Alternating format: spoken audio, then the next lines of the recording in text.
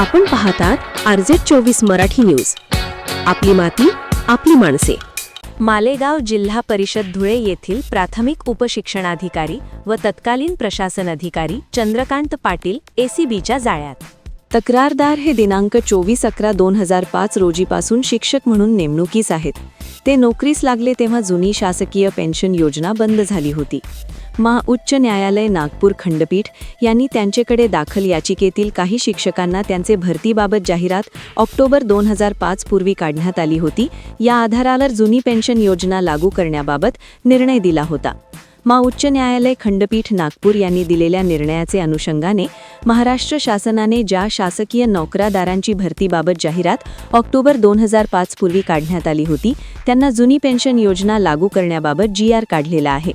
त्या अनुषंगाने जुनी पेन्शन योजना लागू करण्याबाबत तक्रारदार व इतर शिक्षक यांनी प्रशासन अधिकारी, मनपा शिक्षण मंडळ, मालेगाव महानगरपालिका यांचे नावे दिनांक 21/2/2024 रोजी अर्ज दिला होता. तक्रारदार यांनी दिलेल्या अर्जानुसार तक्रारदार व इतर यांना जुनी पेन्शन योजना लागू करून तक्रारदार तसेच इतर शिक्षकांचे GPF अकाउंट उघडून जुनी पेन्शन योजना सुरू करण्याबाबत टिप्पणी प्रस्ताव तयार करून आयुक्त प्रशासन साहेब मनपा मालेगाव यांचेकडे सादर करण्याचे मोबदल्यात बक्षीस म्हणून लोकसेवक श्री चंद्रकांत दौलत पाटील, व्यवसाय नोकरी पद प्रशासन अधिकारी शिक्षण विभाग महानगरपालिका मालेगाव यांनी 7/8/2025 रोजी पंचसाक्षीदार यांचे समक्ष तक्रारदार यांचेकडे स्वतःसाठी प्रतिशिक्षक 10,000 रुपये असे एकूण 2 लाख रुपये लाचेची मागणी स्वीकारण्याची तयारी दर्शवली असून भ्रष्ट व बेकायदेशीर मार्गाने स्वतःसाठी पैशांच्या स्वरूपात लाभ मिळविण्याची व्यवस्था करून गुन्हेगारी स्वरूपाचे वर्तन केल्याने त्यांचे विरुद्ध गुन्हा दाखल करण्यात आला आहे.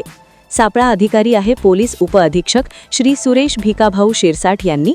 सापळा पथक व विनादे चौधरी, दीपक पवार पोलीस अंमलदार व संजय ठाकरे, योगेश शिंदे यांनी श्री भारत तांगडे पोलीस अधीक्षक, 2 श्री माधव रेड्डी अपर पोलीस अधीक्षक, 3 श्री सुनील दोरगे अपर पोलीस अधीक्षक, लाचलुचपत प्रतिबंधक विभाग नाशिक परिक्षेत्र नाशिक यांच्या मार्गदर्शनाखाली कारवाई केली व पुढील अधिकचा तपास सुरू आहे. आपल्या परिसरातील बातम्यांसाठी संपर्क करा. मुख्य संपादक वसीम शेख. मोबाईल 8149797961. बातम्या आवडल्यास लाईक करा, कॉमेंट करा आणि सबस्क्राईब करायला विसरू नका.